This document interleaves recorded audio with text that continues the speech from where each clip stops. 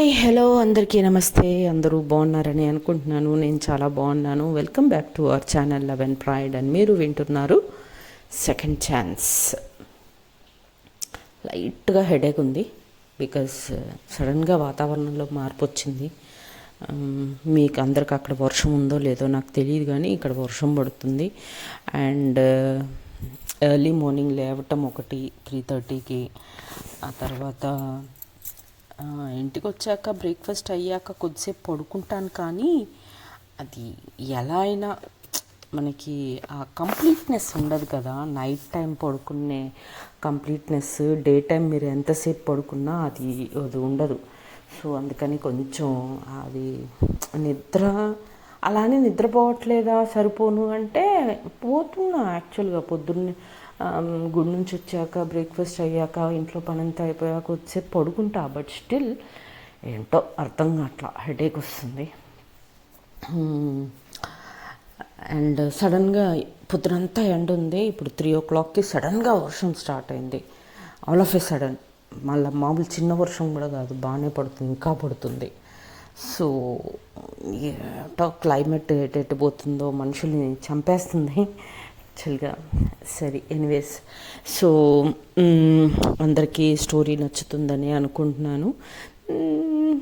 Especially ఈ story above 35 and above వాళ్ళు వింటే మ్యాక్సిమం నచ్చుతుంది అనుకుంటున్నాను. కమెంట్ చేయండి, బిలో 35 బిలో వాళ్ళు కూడా కమెంట్ చేయండి నచ్చుతుందా నచ్చట్లేదా అని. ఓకే దెన్ స్టోరీలోకి వెళ్ళిపోదాం. సో ప్రీవియస్ ఎపిసోడ్లో మనం ఏం చూసాము అంటే, రుబీనా మన పద్దుని ఎంకరేజ్ చేస్తుంది దట్ తనకున్న బౌండరీస్ అన్నీ దాటి బయటికి వచ్చి తనేంటో తను ప్రూవ్ చేసుకోవాలి. ఎందుకంటే వాళ్ళ బాస్ తనని ఎవరు వీడియోసో చూసి చేయమన్నప్పుడు తను హర్ట్ అయింది. కాబట్టి ఆ వీడియోస్లో ఉన్నది యాస్టీస్గా నేను చెప్తే అప్పుడు అది ఎలా ఉంటుంది, తనదేదో నేను కాపీ చేసినట్టు ఉంటుంది, ఒక కాపీ క్యాట్ లాగా మిగిలిపోతాను కదా అని పద్దు ఫీల్ అవుతూ ఉంటే, ఓకే అలా అనిపించుకోవద్దు అనుకున్నప్పుడు నీకు సొంతంగా నువ్వు బయటకు వచ్చి నీకు దగ్గరలో ఉండే చిన్నగా స్టార్ట్ చెయ్యి, పెద్ద దూరం కాకుండా, సో దట్ నిన్ను నువ్వు ప్రూవ్ చేసుకోవడానికి ఉంటుంది. అండ్ నువ్వు లోన్లీగా ఫీల్ అవుతున్నావు కదా, దానిలో నుంచి కూడా బయటపడతావు అనే సలహా ఇస్తుంది పద్దుకి రుబీ. సో పద్దుకి ఆ ఐడియా నచ్చి తను కూడా ఒక స్టెప్ తన జాబ్లో సెకండ్ ఛాన్స్ తీసుకోవాలనుకుంటూ ఉంటుంది అనమాట. సో ఇది మనం నిన్నటి ఎపిసోడ్లో చూసాం. సో వాట్ నెక్స్ట్ అనేది ఇప్పుడు చూద్దాం. ఈ ఐడియా నచ్చిన తర్వాత పద్దు నెక్స్ట్ డే ఆఫీస్కి వెళ్తుంది. ఆఫీస్కి వెళ్ళి వాళ్ళ బాస్ క్యాబిన్లోకి వెళ్తుంది. బాస్ క్యాబిన్లోకి వెళ్ళి, సార్ నేను మీతో కొంచెం మాట్లాడాలి అని అంటుందన్నమాట.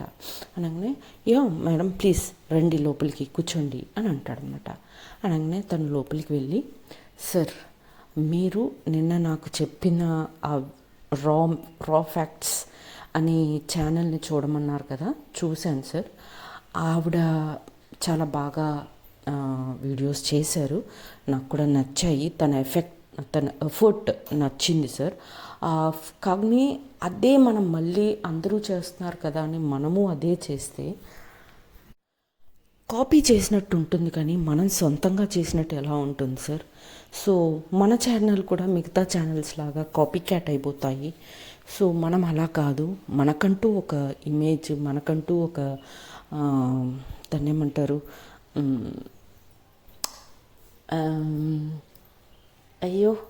రెప్యుటేషన్ మనకు సొంతంగా తెచ్చుకోవాలి. కానీ ఎవరో చేసినా మనం కాపీ చేయడం కరెక్ట్ కాదేమో సార్, ఆలోచించండి అని చెప్పి సలహా ఇస్తుందన్నమాట వాళ్ళ బాస్కి.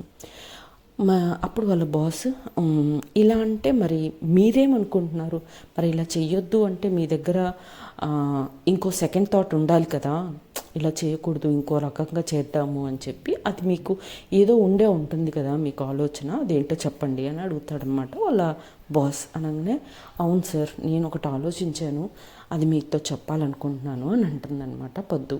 అనగానే, చెప్పండి మేడం అని అంటాడు బాస్. అనగానే, సార్ మనము కూడా ఎందుకు తను ఆ రా ఫ్యాక్ట్స్లో తను చేసినట్టుగా మనం కూడా బయటికి వెళ్ళి మనం లైవ్ రికార్డ్ చేసుకొని, ఇంకా అది ఫేస్లెస్ ఛానల్ సార్. మనం యాజ్ అన్ యాంకర్ నేను ముందుండి నడిపిస్తాను ఛానల్ని. మనమే ఎందుకు ఫీల్డ్లోకి దిగి ఫీల్డ్ వర్క్ చేసి గ్యాదర్ చేసి ఇన్ఫర్మేషన్ ఇంటర్వ్యూస్ చేసి ఫేస్ ఆన్ ఫేస్ ఇంటర్వ్యూస్ కూడా చేసి దాన్ని ఎందుకు మనం చేయకూడదు పర్సనల్గా అని అనుకుంటున్నాను సార్ అని అంటదనమాట. అని వాళ్ళ బాస్ తోటి ఇది చెప్తుందని తనకున్న ఐడియా చెప్తుంది. చెప్పగానే ఆ బాస్ కొద్దిసేపు ఆలోచిస్తాడు. కరెక్టే అమ్మా, ఐడియా బాగుంది, కానీ బడ్జెట్ అవి అన్నీ చూసుకోవాలి కదమ్మా అని అంటాడనమాట. అనగానే సార్ బడ్జెటింగ్ అవంతా ఓకే సార్, నేను కాదనట్లేదు, బట్ మన టీఆర్పీ ఒక పని చేద్దాం సార్, మీరు నాకు ట్రూప్ ఇవ్వండి. చాలా దూరం కాదు, ఒక 150-200 కిలోమీటర్ రేడియస్లో మన సిటీకి సర్కిల్ రేడియస్లో ఒక 200 కిలోమీటర్స్ వరకు ఏమైనా బాగా ఎక్కువగా జనాలు వెళ్ళే టెంపుల్ కానీ, లేకపోతే ఏదో చిన్న చిన్న హిస్టరీ ఉండే టెంపుల్స్ కానీ ఏమన్నా ఉంటే వాటి గురించి నేను సర్వే చేస్తాను. వాటిని అప్రోచ్ అవుదాము. అవి బాగా మనకి టీఆర్పీ బాగా వస్తుంది అనుకున్నప్పుడే మనం కొంచెం దూరం ట్రావెల్ చేద్దాం సార్, ఏమంటారు అని అడుగుతుందనమాట. అనగానే ఈ ఐడియా ఏదో బాగుందమ్మా, సరే అయితే రిస్క్ చేద్దాము అని చెప్పి వాళ్ళ బాస్ కూడా ఒప్పుకుంటాడనమాట. ఒప్పుకోగానే పద్దు చాలా హ్యాపీగా ఫీల్ అవుతుంది. ఎందుకు అంటే ఎప్పుడూ కూడా పద్దు తన మనసులో ఉన్న మాట ఎప్పుడూ ఎవరితో షేర్ చేసుకునేది కాదు. ఎవరన్నా ఏదైనా చెప్తే దాన్ని విని దాన్ని యాస్టీస్గా వాళ్ళు చెప్పినట్టుగా చేయడమే కానీ తను ఎప్పుడు తన మనసులో ఉండే ఇది బయట పెట్టే మనిషి కాదు కదా. But for the first time తన మనసులో ఉన్నది చెప్పినప్పుడు, ఒకరు దాన్ని ఒప్పుకున్నప్పుడు ఆటోమేటిక్గా ఆ ఆనందం అనేది ఉంటుంది కదా. సో ఆనందం తనలో కలుగుతుందనమాట. కలిగేసి thank you sir, thank you very much approve చేసినందుకు అని చెప్పేసి తను హ్యాపీగా తన పని చేసుకోవడానికి వెళ్ళిపోతుంది. ఇంకా ఈవినింగ్ ఇంటికి వచ్చాక అండ్ రుబీకి పద్దుకి మధ్యలో కొంచెం ఫ్రెండ్షిప్ అనేది డెవలప్ అయిపోయింది కాబట్టి ఇంకా కమెంట్ సెక్షన్లో కమెంట్ చేయకుండా, యూట్యూబ్ కమెంట్ సెక్షన్ కాకుండా ఇన్స్టాగ్రామ్లో చాట్ చేయటం మొదలు పెడతారనమాట ప్రశాంతంగా. ఇన్స్టాగ్రామ్ చాటింగ్ అయితే ఎవరిది వాళ్ళకి ఇండివిజువల్గా ఉంటుంది కదా. యూట్యూబ్లో ఏంటి కమెంట్ బాక్స్లో అందరూ చదవటానికి వీలు ఉంటుంది కాబట్టి పర్సనల్ చాట్ కిందికి దాన్ని సెలెక్ట్ చేసుకుంటారనమాట. నెంబర్స్ ఇంకా కూడా మొబైల్ నెంబర్స్ దాకా పోలేదు వాళ్ళు.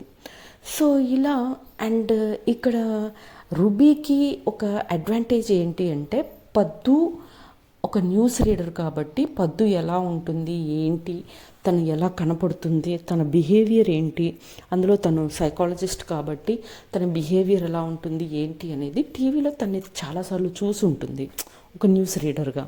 కాబట్టి పద్దు ఎలా ఉంటుంది అనేది రుబీకి తెలుసు, కానీ రుబీ ఎలా ఉంటుంది ఏంటి అనేది పద్దుకి తెలీదు. ఎందుకు అంటే ఇన్స్టాలో కూడా ఎక్కడా ఫోటో పెట్టదు అండ్ తను చేసే 2 యూట్యూబ్ ఛానల్స్లో కూడా తన వాయిసే కానీ ఫోటో ఉండదు. సో అందుకని అనమాట. సో ఇలా వాళ్ళు చాట్ చేస్తుంటాను. ఇంకా ఈవినింగ్ వచ్చాక చాలా హ్యాపీగా ఫీల్ అయ్యి రుబీకి మెసేజ్ పెడుతుంది అనమాట. రుబీ చాలా థ్యాంక్స్, నువ్వు ఇచ్చిన సలహా కరెక్ట్గా వర్కౌట్ చేశాను నేను, మా బాస్ ఒప్పుకున్నాడు, ఎవ్రీథింగ్ ఈజ్ గోయింగ్ ఫైన్. నేను త్వరలో ఈ 200 కిలోమీటర్ రేడియస్లో ఉండే టెంపుల్స్ని నేను విజిట్ చేయబోతున్నాను. నేను సెకండ్ ఛాన్స్లో ఫస్ట్ స్టెప్ వేయబోతున్నాను నా జాబ్లో అని చెప్పి మెసేజ్ పెడుతుంది అనమాట. పెట్టంగానే రుబీకి వెంటనే రిప్లై, వావ్ కంగ్రాచులేషన్స్, చాలా హ్యాపీగా ఉంది, నీ గురించి నీకోసం నేను చాలా హ్యాపీగా ఫీల్ అవుతున్నాను అని చెప్పి రిప్లై చేస్తుంది అనమాట. ఈ హ్యాపీనెస్కి నువ్వే రీజన్ అని చెప్పి పద్దు రిప్లై ఇస్తుంది. అలా వీళ్ళిద్దరి మధ్యలో కాన్వర్సేషన్ జరుగుతూ ఉంటుందన్నమాట. సో ఇలా వీళ్ళిద్దరి మధ్యలో ఫ్రెండ్షిప్ డే బై డే పెరుగుతూ ఉంటుంది.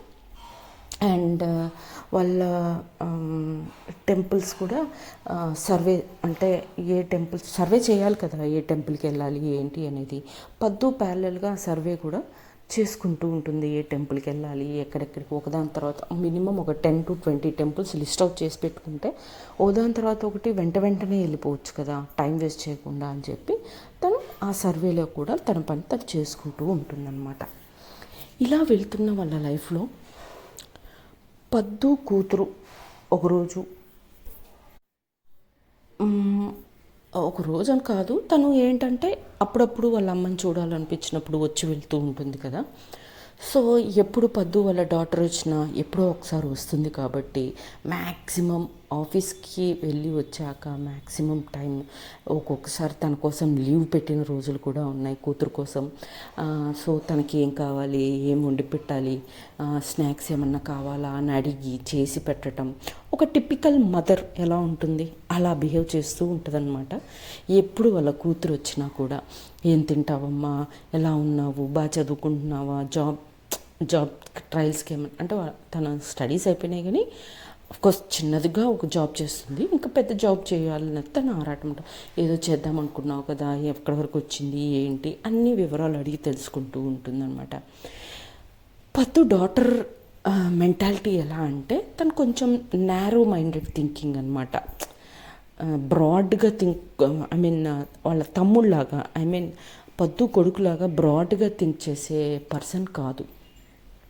అమ్మ అంటే ఇంట్లో పిల్లలకి వండి పట్టి ఇంట్లోనే ఉంటూ ఒక టిపికల్ ఒకప్పటి వాళ్ళ తాతగారు అమ్మమ్మ గారు ఆలోచించినట్టుగా ఆలోచిస్తుంది అనుకోండి. ఎంత వాళ్ళ నాన్న మోడర్న్ థాట్స్తో పెరిగినా ఈ అమ్మాయి అలా పెరుగుద్ది అనమాట. సో అలాంటి మెంటాలిటీ ఉండే కూతురు. సో అందుకని వాళ్ళ అమ్మాయి ఎప్పుడు వచ్చినా కూడా సెలవు పెట్టేసుకొని కంప్లీట్గా ఎప్పుడు వచ్చినా ఒక 1 వీక్ అట్లా ఉండిపోయేటట్టుగా వస్తుంది అనమాట కూతురు. సో ఆ 2-3 డేస్ లీవ్ పెట్టేసి తనతో పాటే ఉండేటట్టుగా ప్లాన్ చేసుకుంటుంది పద్దు.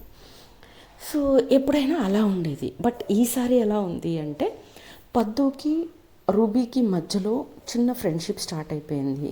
సో ఎప్పుడు చిన్న బీప్ సౌండ్ అయినా వెంటనే ఉరుక్కుంటా వెళ్ళి మొబైల్ ఓపెన్ చేసి ఏమొచ్చింది మెసేజ్ అని చూసుకొని అది రూబీ దగ్గర నుంచి అయితే రిప్లై ఇవ్వటం ఇవన్నీ చేస్తూ ఉంటుంది కదా.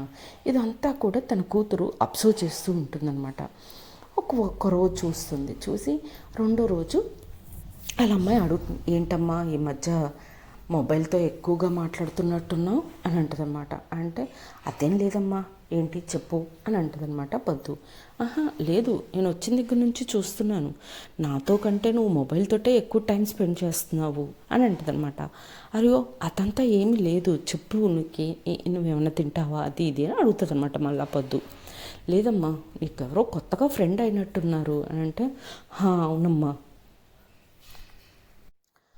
రుబీనా అని ఒక కొత్త ఫ్రెండ్ ఉందమ్మా అని అంటే వెంటనే వాళ్ళ అమ్మాయి, చెప్పాను కదా వెరీ నారో మైండెడ్ అని, ఈ ఏజ్లో నీకు ఫ్రెండ్స్ అవసరమా మమ్మీ, నీకు ఇప్పుడు ఈ ఫ్రెండ్స్ ఈ తిరుగుళ్ళు ఈ జాబు నీకంతా అవసరమా, ప్రశాంతంగా తమ్ముడు ఎంతో కొంత తీసుకొస్తూనే ఉన్నాడు, ప్రశాంతంగా వాడిని చూసుకుంటూ ఇంట్లోనే ఉండొచ్చు కదా, నీకు జాబ్ కూడా అవసరమా, ఇట్లా జాబ్కి వెళ్తే నువ్వు కొత్త ఫ్రెండ్స్ని చేసుకొని మమ్మల్ని నెగ్లెక్ట్ చేస్తున్నట్టుగా అనిపిస్తుంది నువ్వు అని చెప్పి ఏంటో ఒక్కరుగా మాట్లాడుతుంది అనమాట. చాలా బాధ అనిపిస్తుంది పద్దుకి. బాధ అనిపించి, అలా మాట్లాడతావేంటమ్మా, ఈ ఏజ్లో ఫ్రెండ్స్ ఉండకూడదా, ఉంటే తప్పేంటి అని అంటదనమాట పద్దు. అంటే అవి ఉండాల్సిన అవసరం ఏంటమ్మా, నీకేముంటుంది చెప్పు, నీకేం బాధలు ఉన్నాయి, ప్రశాంతంగా తమ్ముడో నేను నీకు ఎంతో కొంత అమౌంట్ ఇస్తున్నాము, ఇచ్చిన అమౌంట్లో ఇల్లు గడుపుతావు అంతే కదా, దీంట్లో నువ్వు కష్టపడాల్సిన అవసరం ఏముంది, నీకు ఫ్రెండ్స్తో మాట్లాడాల్సిన అవసరం ఏముంది అని మాట్లాడుతుంది అనమాట. మాట్లాడంగానే పద్దు చాలా బాధపడుతుంది. బాధపడి రుబీకి మెసేజ్ పెడుతుందన్నమాట.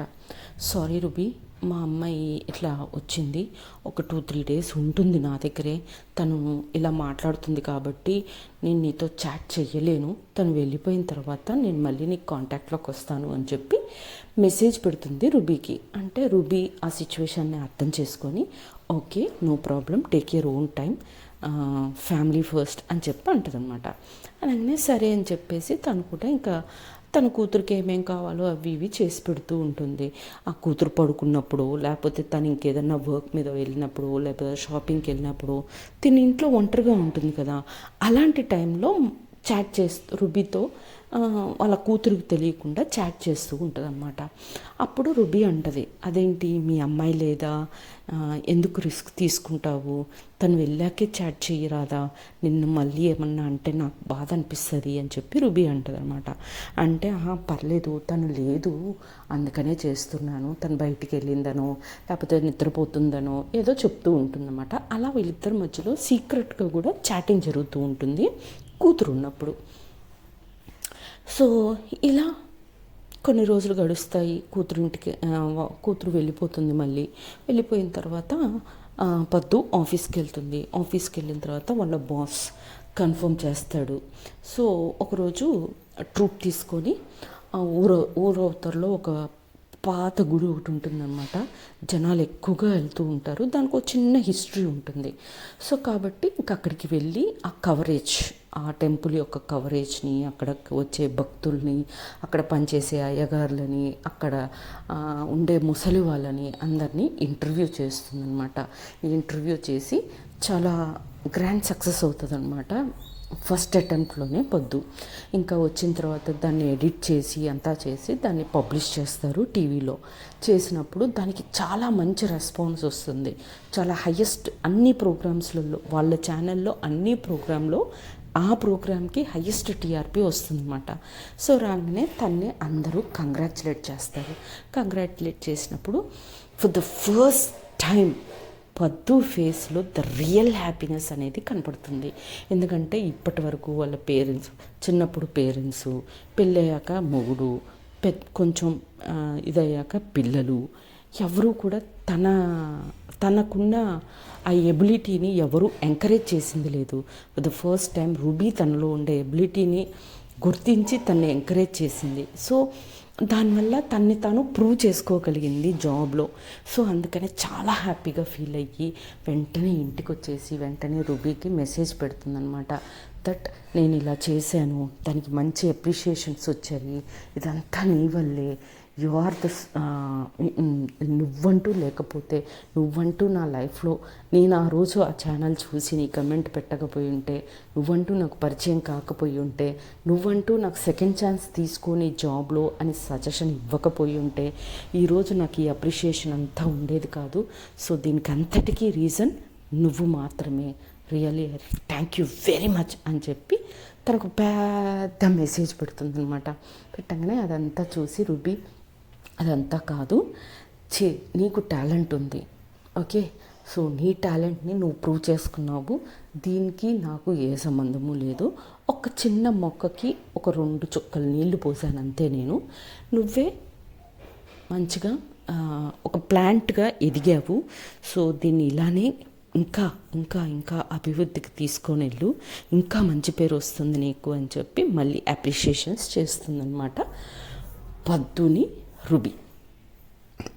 సో ఈ ప్రాసెస్లో పద్దుకి ఎక్కడో ఒక చిన్న కార్నర్లో రుబీని డైరెక్ట్ చూడాలి, ఇప్పటిదాకా తన్ని చూడలేదు కదా, అట్లీస్ట్ మొబైల్ నెంబర్ షేర్ చేసుకొని అట్లీస్ట్ వీడియో కాల్స్లో అయినా తన్ని చూడాలి, తన వాయిస్ వినాలి. ఇప్పటిదాకా తను ఎప్పుడు వాయిస్ విన్నది లేదు కదా డైరెక్ట్గా, అండ్ తన్ని చూసింది లేదు కదా. సో ఎక్కడో ఒక చిన్న మూలన ఇలా నన్ను ఎంకరేజ్ చేసే పర్సన్నే నేను చూడాలి అని అనుకుంటుంది అన్నమాట. తన్ని ఎలా అయినా నెంబర్ అడగాలి అని అనుకుంటుంది. కానీ తను ఇంట్రోవర్ట్ కదా, అడగాలనా వద్దా, అడిగితే ఏమనుకుంటారో అన్న ఆలోచనలో ఉంటుందన్నమాట.